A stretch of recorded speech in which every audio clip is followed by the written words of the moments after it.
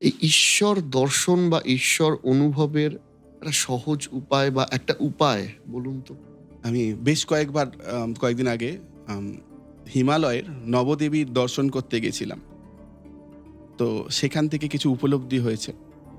সেই উপলব্ধির সময় আমি ডাইরেক্ট মাকে বলছি যে, "তোমার দর্শন তো আমি চোখের সামনে দেখছি তোমাকে, কিন্তু আমার কি লাভ হচ্ছে? তুমি তো কিছুক্ষণ পরে চলে যাবে।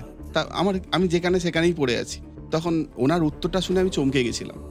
উনি বলছেন, "একটা কথা বল তো আমাকে, এত লোক থাকতে তুই কেন আমার দর্শন পেলি?" আমি বললাম, "হয়তো আমি ভালো, আমি সৎ।" বলছে, "তোর থেকে অনেক সৎ লোক তিব্বতে রয়েছে। তাহলে তোকে দর্শন দিলাম কেন? বা তুই পেলি কেন দর্শন?" আমি বলছি, "কেন?" বলছে, "সাধনার স্টেজ আছে। এই স্টেজগুলো ঠিকঠাকভাবে পার করলে সেই দেবতা বা দেবী কৃপা করে তাকে দর্শন দিতে পারে।" আমরা মনে করি যে উপোস মানে হচ্ছে সারাদিন খাবো না। আমি দেখি অনেক বাড়িতে কি করে, গান শুনছে, টিভি দেখছে, মোবাইল ঘাঁটছে, "আজকে খাবো না। কেন? আমি উপোস করেছি।" এটা উপোস না, এটা ফাস্টিং। কিন্তু উপোস মানে হচ্ছে সারাদিন সেই দেবতার কথা চিন্তা করা, তার কাছে উপবেশন করা।